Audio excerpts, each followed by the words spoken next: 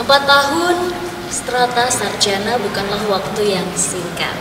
Namun sebagai mahasiswa tidak hanya berfokus kepada gelar akademik yang akan didapat, namun banyak hal yang bisa dilatih di sana, termasuk menjalin relasi dan juga meraih banyak prestasi. Seperti halnya yang dilakukan oleh alumni mahasiswa UB, Abizar dengan segudang prestasinya. Seperti apa kisahnya?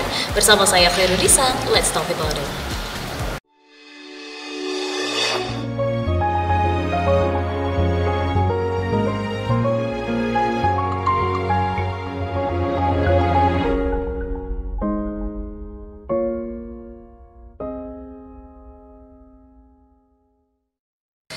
Ya pemirsa, kembali lagi bersama kami dalam program Let's Talk.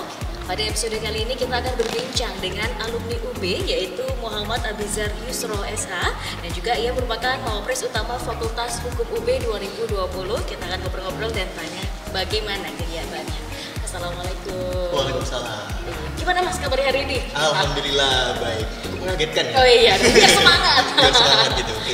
Oke, ini tadi saya di awal memperkenalkan Mas Abizar ini selaku sudah alumni gitu ya. Jadi kita boleh dong tahu dulu kesibukannya saat ini seperti apa. Kalau sekarang alhamdulillah aku baru keterima kerja di PT Petronesia Benindo, member of Utama Karya Group Jakarta Selatan sebagai Industrial Relation and Legal di departemen saya. Oke, wah ini berarti spesial ya hadir di studio BTV untuk sharing-sharing dengan pemirsa BTV dan juga masyarakat di sini ya.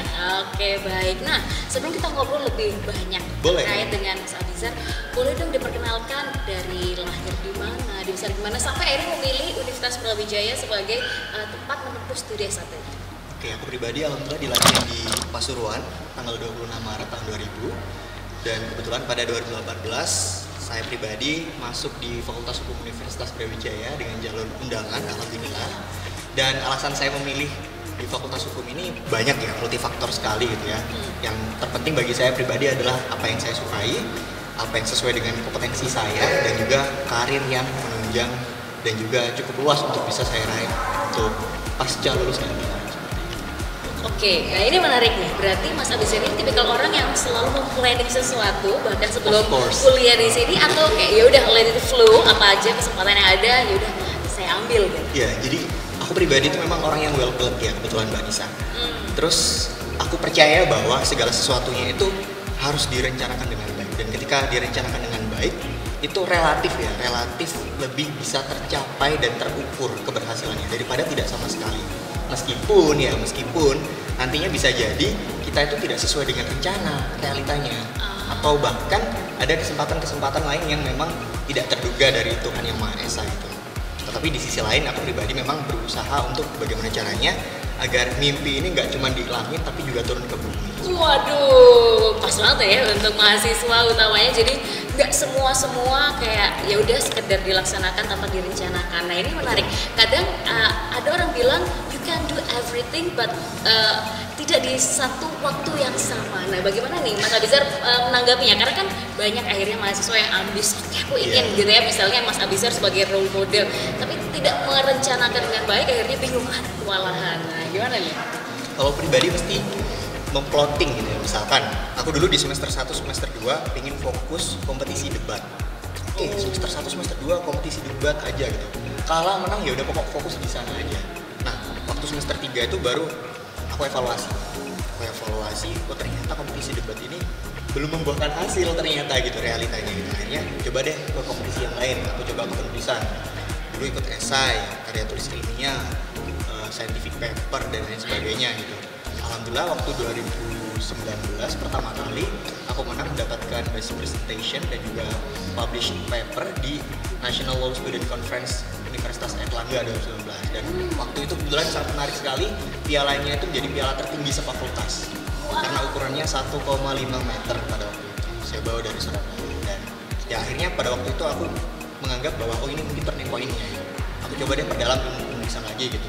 Lomba debatnya mungkin ya kalau memang ada kesempatan lain aja, dan berbagai macam kesempatan yang lainnya. Karena di 2019 itu kebetulan aku juga ikut lomba duta Mbak Nisa. Oke, ini menarik. Kalau saya stalking di Instagramnya, ternyata Mas Abizar ini bisa dikatakan pigeon lovers gitu ya. Dari zaman SMA gitu memang sudah ikut duta wisata. Ada duta bahasa juga kalau tidak salah. kemudian baru di dunia perkuliahan masuk Kangyu dan Raka-Raki, dan itu memang dapat juara 1 ya? Ya, di Raka-Raki juara 1. Tapi untuk di kabupaten kota aku ikut Cak Danyu Kabupaten Pasuruan. Jadi bukan kakak Mbak Yu ya.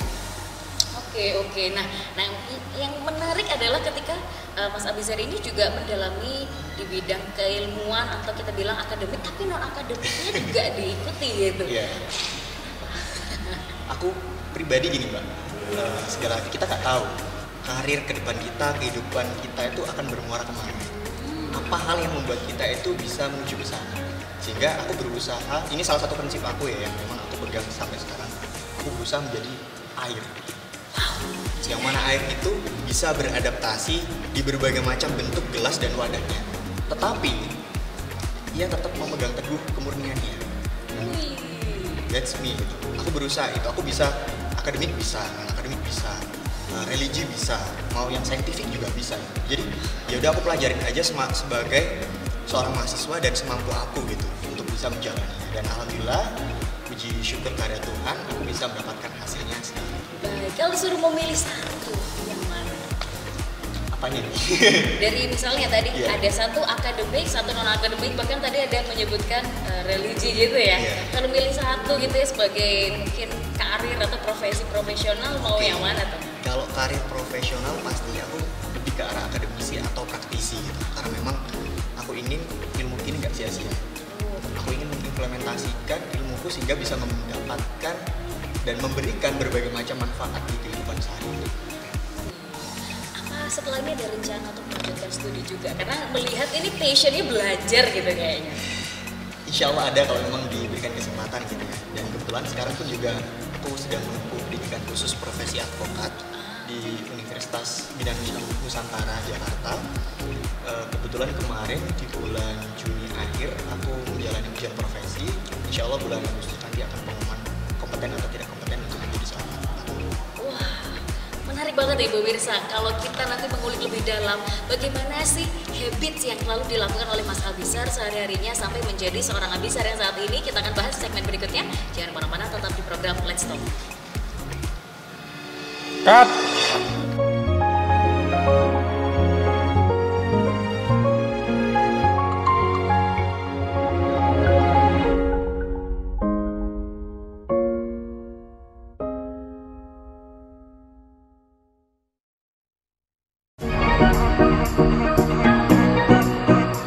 Ya pemirsa, kembali lagi bersama kami dalam program Let's Talk, masih bersama dengan Prof. Emil. Sebetulnya memang bidang saya itu manajemen reproduksi. Ya pemirsa, kembali lagi bersama kami dalam program Let's Talk, masih berbincang dengan tema ekowisata bersama. Ekowisata nih sebenarnya konsep baru. Jadi konsep ini lahir setelah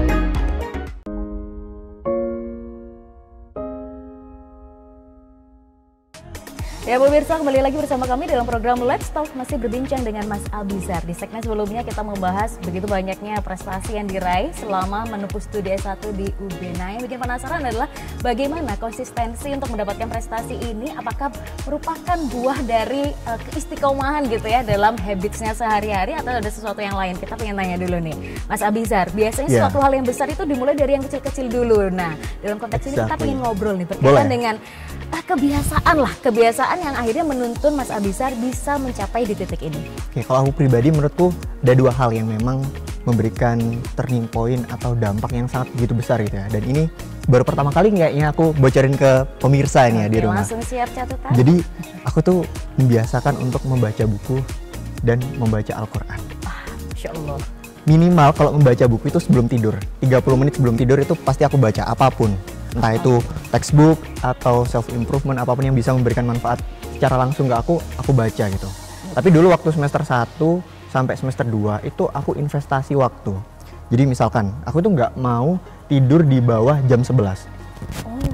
Jadi aku usahain waktu malam, waktu istirahatku gitu ya, setelah aktivitas entah organisasi apapun di rumah dan di kampus dan lalu pulang ke kosan waktu itu, aku selesaiin tugas-tugas itu maksimal jam 9. Jam 9 sampai jam 11 itu aku baca buku. Untuk besok. untuk besok. Jadi misalkan besok ada mata kuliah hukum acara pidana gitu, ya udah aku baca aja hukum acara pidana ini apa sih gitu. Dan aku terbiasa itu selama 3 semester lah gitu. Karena memang waktu itu flow-nya masih stabil gitu ya, gak banyak tugas yang berat, pun juga kegiatan-kegiatan kampus itu relatif ringan seperti itu. Jadi semester 1 sampai semester 3 itu jam 9 sampai jam 11 gitu. Itu wajib baca buku. Atau nggak minimal, misalkan waduh capek banget atau udah nggak bisa memenuhi komitmen ini, ya 30 menit sebelum tidur itu lah. Karena ada penelitian ya ini. Kebetulan aku baca waktu itu, kalau nggak salah dari Oxford University, sebelum kita tidur 30 menit itu ketika kita membaca dan pasca kita tidur itu ingatan lebih kuat gitu. Memori kita itu karena kita tidur itu otak itu masih bekerja gitu. Kita nge-review seharian ini ngapain aja, kita aktivitasnya apa aja, terus juga ilmu apa aja yang kita udah serap. Nah itu diolah oleh otak sehingga kemampuan istilahnya literasi dan juga daya ingat itu lebih kuat daripada ketika kita tidak membaca atau mengulas apapun sebelum tidur. Itu yang pertama. Lalu yang kedua adalah membaca Al-Quran. Waduh. Ini kebetulan aku muslim gitu ya, dan ini bukan sombong, bukan bermaksud untuk flexing dan sebagainya, tapi ini kebiasaan yang memang aku ingin ciptakan. Aku minimal membaca setelah subuh atau setelah sholat duha itu surat Ar-Rahman sama Al-Waqiah. Itu konsisten. Alhamdulillah hingga sekarang. Jadi itu minimal, tapi kalau misalkan maksimal itu misalkan kemarin WFH gitu kan, relatif fleksibel gitu, kuliah di rumah, terus juga magang atau kerja pun juga di rumah. Kebetulan aku kemarin juga sempat ngantor gitu ya, tapi work from anywhere, jadi lebih fleksibel gitu ya. Nah kalau misalkan punya waktu luang yang lebih banyak, lebih bisa dimanfaatkan, itu setelah sholat, minimal 1 ayat. Minimal 1 ayat, baca apapun aja sampai hatam gitu. Dan ya insya Allah lambat laun juga akan hatam gitu dalam kurang lebih 1 tahun atau kurang dari itu bisa gitu. Jadi 2 kebiasaan itu yang menurut aku bisa membantuku hingga seperti saat ini. Wah, luar biasa. Dan saya lihat ada kedisiplinan ya terhadap diri sendiri juga. Kalaupun nggak bisa komitmen, ada sesuatu yang harus digantikan dengan sesuatu yang lain. Iya betul. Nah ini tadi sempat dibahas juga terkait dengan membaca Al-Quran. Berarti ada nilai-nilai agama yang selalu diterapkan dalam kehidupan sehari-hari. Nah ini jadi pertanyaan, bagaimana sih pengaruh dari kita memiliki fondasi agama sebagai bekal untuk investasi di masa depan, entah masuk dunia profesi atau mungkin melanjutkan studi dan sebagainya, tuh menurut Mas Abizar seperti apa? Ya jadi gini, kebetulan aku pribadi Mbak Nisa itu lahir di lingkungan dan keluarga yang relatif akademis. Kabupaten Pasuruan itu dikenal sebagai kota santri. Dan ada peraturan daerah yang sangat menarik waktu itu disahkan oleh bupati kita, itu wajib madrasah diniyah untuk pendaftaran masuk sekolah menengah atas. Jadi seluruh anak-anak, seluruh siswa-siswi itu wajib madrasah, dan kebetulan aku lulus pada waktu itu bahkan sebelum aku sekolah menengah atas gitu. Dan menurut aku pribadi gitu ya, agama itu ibarat fondasi rumah gitu. Jadi kalau misalkan fondasinya aja nggak kokoh, ya mau gimana kita harus bangun rumah yang megah gitu. Dan kalau misalkan ada pendapat lain, oh agama itu bertentangan dengan saintifik, bertentangan dengan kehidupan sosial dan sebagainya, menurut aku enggak gitu. Agama itu fleksibel kok, tergantung kita bisa menafsirkannya, tergantung kita bisa mengimplementasikannya.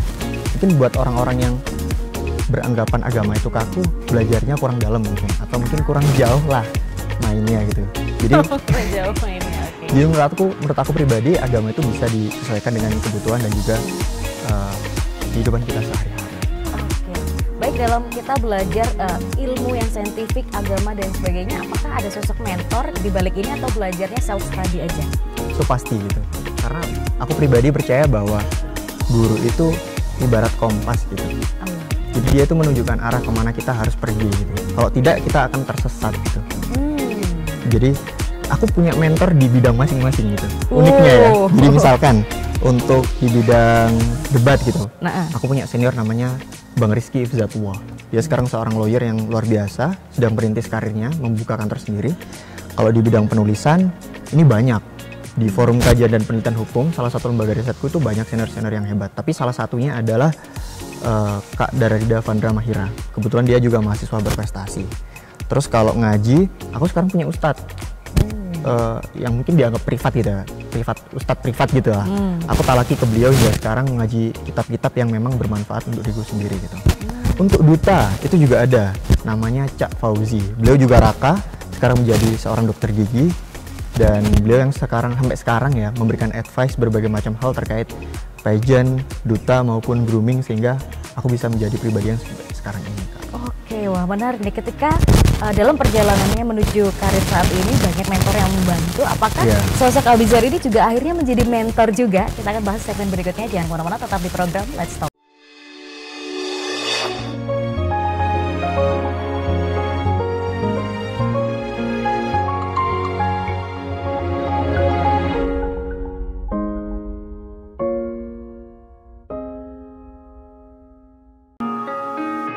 Ya, mana yang kau pilih?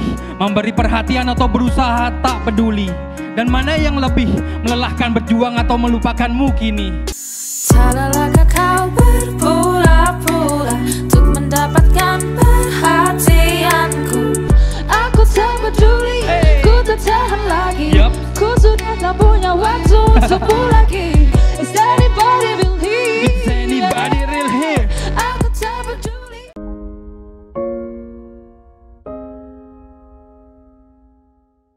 Ya pemirsa, kembali lagi bersama kami dalam program Let's Talk, masih berbincang dengan Mas Abizar. Di segmen sebelumnya sudah cerita banyak nih bagaimana bisa mencapai di titik ini, juga banyak peran dari para mentor. Dan apakah Mas Abizar saat ini juga mengambil role sebagai mentor untuk adik-adik tingkatnya? Nah langsung dijawab aja Mas. Ya pasti gitu. Jadi itu sebuah konsekuensi kalau misalkan kita udah punya ilmu, punya prestasi, suatu kewajiban moral buat kita untuk mengajarkan. Kebetulan aku ada 2 organisasi di fakultas. Yang pertama ada Forum Kajian dan Penelitian Hukum. Kebetulan pada tahun 2021 hingga 2022 dipercaya sebagai direktur penelitian. Sehingga aku juga mengajari mereka-mereka terkait riset, penulisan, dan berbagai macam publikasi ilmiah. Lalu di organisasi yang lain, aku juga sebagai seorang mentor debat di komunitas debat Fakultas Hukum. Wow. Dan selain daripada 2 organisasi itu, aku juga sering dimintain tolong, misalkan ada beberapa kelompok studi, terus juga dari badan eksekutif mahasiswa maupun eksekutif mahasiswa itu menyelenggarakan kegiatan mentoring intensif terkait persiapan mahasiswa berprestasi. Aku pun juga turut terlibat sebagai ya suatu kontribusi aku pribadi kepada kampus tercinta dan di bidang keilmuan yang aku dalami. Wah luar biasa ya, ini saya kebayang gimana time manajemennya dari sekian banyaknya aktivitas yang dilakukan tapi tetap bisa berprestasi dengan maksimal, baik itu akademis maupun non akademis. Apakah akhirnya punya kayak time schedule gitu ya, hari ini aku ngapain dan sebagainya, ada nggak sih Mas kayak gitu? Iya ada, jadi memang dari awal seperti yang Mbak Nisa tadi prediksi gitu ya, aku orangnya well planned dan sebagainya, pun juga dalam kehidupanku sehari-hari. Minimal kalau misalkan aku nggak nyatet, setidaknya aku ingat kira-kira dari awal aku bangun, nggak akhir itu aktivitasnya ngapain aja gitu. Dan aku usahain nggak ada yang kosong. Kalau misalkan ada yang kosong, coba aku isi. Misalkan, olahraga ya, workout, atau baca buku, atau menjalin relasi, nongkrong bersama teman-teman dan sebagainya gitu. Tapi untuk time management sendiri itu ada konsekuensi kalau misalkan kita mau extra miles daripada kewajiban kita. Aku namain itu sebagai pain and pleasures gitu. Jadi misalkan Mbak Nisa bisa nongkrong sama temennya tiap hari, aku nggak bisa. Aku jatahin seminggu minimal 1 kali hingga 2 kali nongkrong. Itu dulu di kampus seperti itu juga. Jadi kalau misalkan teman-teman tiap hari, ayo ke Batu gitu, ayo ke Bromo gitu ya, aku nggak bisa tiba-tiba langsung berangkat aja gitu. Aku nggak bisa tiap hari memenuhi semua itu. Tapi harus ada luang waktu, harus aja ketepatan dalam penjadwalan itu bisa aku untuk bisa memenuhi undangan itu atau bisa kumpul sama teman-teman. Atau mungkin yang ini ya dialami teman-teman yang lain gitu ya, bisa tidur jam 9 gitu ya. Aku semester 4 itu udah nggak bisa tidur jam 9, jam 12, jam 1 gitu, jam 2. Dan itu menjadi bagian dari konsekuensi apa yang kita jalani saat ini. Nah, yang perlu diperhatikan dan dipastikan kepada pemirsa semuanya adalah kita senang menjalaninya. Enjoy. Kalau misalkan kita terpaksa, kita nggak passionate di bidang tersebut, ya kita nggak akan menikmati prosesnya gitu. 1 jam aja itu seperti 1 hari gitu. Apalagi kalau misalkan beraktivitasnya itu berjam-jam, berhari-hari dan bertahun-tahun gitu. Pasti tidak akan bertahan lama. Dan itu bisa dipastikan. Oke, wah ini langsung di take notes ini ya sama para pemirsa bahwa ini jadi tips and trick juga kali Betul. ya buat orang-orang untuk bisa menata kegiatan dalam sehari-harinya. Nah, yang menarik juga kita masih belum selesai melalui yang namanya pandemi, dan kalau kita menilik kembali, Mas Abizar ini bisa dikatakan sarjana pandemi gitu ya, jadi menyelesaikan tugas akhirnya dan lulus masih di saat anget-angetnya pandemi. Nah ini gimana nih untuk bisa melewati hal yang mungkin tidak biasa dilakukan, mulai dari bimbingan skripsi dan lain sebagainya. Jadi kalau aku pribadi selalu menekankan bahwa kita itu harus menjadi orang yang beradaptasi. Dan kemampuan adaptasi itu salah satu kemampuan yang luar biasa, unbeatable lah dibandingkan kemampuan yang lainnya. Karena kalau misalkan kita beradaptasi secara sosial, secara lingkungan dan kompetensi, ya kita akan beriringan dengan berbagai macam masalah. Kalau mungkin orang lain menganggap pandemi itu sebagai suatu musibah, aku menganggapnya sebagai suatu berkah. Wah, karena kebetulan ya, banyak sekali undangan-undangan, banyak sekali kesempatan webinar yang sebelumnya itu nggak ada ya. Harus charge course luar biasa ketika kita menyelenggarakan webinar, seminar gitu ya ke publik. Tapi sekarang tinggal buka laptop, kita udah bisa mengaksesnya. Pun juga ketika kita menjadi seorang penikmat, kita bisa mengakses berbagai macam informasi dengan mudah sekarang. Nggak perlu terbang ke sana, nggak perlu keluar negeri untuk bisa mengikuti webinar internasional. Dan khusus untuk skripsi, buat teman-teman pemirsa ini yang sedang berikhtiar gitu ya, menyelesaikan studinya, mau nggak mau kita harus lebih mandiri. Itu konsekuensi yang memang harus kita terima gitu ya. Karena dengan adanya keterbatasan jarak, keterbatasan ruang dan waktu, kita juga harus bisa memaklumi dosen kita nggak bisa selalu ada buat kita. Dosen kita nggak senantiasa sehat juga, gitu ya. Karena beberapa case, ya dosen pribadi itu beberapa itu juga kondisinya kurang stabil gitu. Sehingga kita juga harus bisa mandiri, belajar, bisa mandiri untuk riset, bisa mandiri untuk bisa menyelesaikannya. Nah, maka kuncinya satu untuk bisa menyelesaikan itu semua adalah disiplin. Gitu. Pasti kita harus self-motivated gitu. Kalau misalkan kita nggak disiplin, ya kita nggak akan bisa menyelesaikan itu dengan baik gitu. Nah, aku punya habit ini, trik juga buat rekan-rekan dan teman-teman semuanya di rumah gitu ya. Kalau ngerjain skripsi, coba bikin timeline dan pecah menjadi beberapa yang ringan dan sederhana. Misalkan ya, kalau misalkan kita asumsikan 4 bab nih, satu skripsi, satu bundle gitu. Oh, kita udah kaget duluan. Wah, minimal 60 halaman, minimal 80 halaman, 4 bab gitu. Tapi kalau misalkan kita pecah, misalkan 8 latar belakang gitu ya. Kita target ya 20 halaman deh gitu. Dan kita kerjain 1 hari 5 halaman. 1 bulan udah berapa itu? Udah tercapai ya target. Udah tercapai targetnya. Kalau misalkan waduh males banget nih ngerjain 5 halaman, ya udah 1 halaman aja sehari gitu. 1 halaman, 1 lembar gitu sehari. 30 hari udah 30 halaman. Ya tergantung konsistensi kita dalam menjaga stabilitas untuk mengerjakan hal tersebut. Dan itu yang aku lakuin hingga bisa menyelesaikan studi 3,7 tahun di Universitas Brawijaya. Wow, keren. Dengan predikat dengan pujian. Luar biasa, keren-keren. Baik, ini pertanyaan terakhir dan tentunya pamungkas gitu ya untuk teman-teman dan pemirsa semua. Pesan untuk para mahasiswa yang sedang berjuang dengan segala kondisinya, entah yang tugas akhir atau mungkin masih beradaptasi dengan kehidupan kampus yang baru, silahkan. Pesan aku pribadi kepada teman-teman dan rekan-rekan semua yang di rumah gitu ya.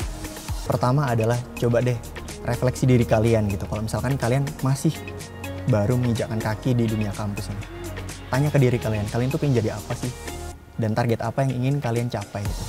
Karena kalau misalkan kita itu nggak tahu ya, di ruangan sebesar ini, di kesempatan yang sebesar ini, karena ruang kampus ini adalah ruang terbuka, ruang bebas, kita bisa kemana aja, kita bisa mendapatkan apa aja gitu. Dengan cara yang sudah ditetapkan. Nah, maka dari itu sebelum kita melangkah, ya kita harus cari tahu dulu gitu. Kita tuh pengen jadi orang seperti apa sih? Gitu. Seperti di Mbak Nisa gitu ya. Pengen jadi seorang expertise di public relation. Ya udah, kita konsentrasi di situ aja, cari jalannya gitu. Nah, kalau misalkan kita udah tahu jalannya, tinggal kita lalui. Entah itu terjal ataupun enggak, ya itu resiko kan. Lalu yang kedua, beradaptasi. Ini yang paling penting, beradaptasi secara lingkungan maupun kompetensi gitu. Sekarang eranya udah era digital gitu.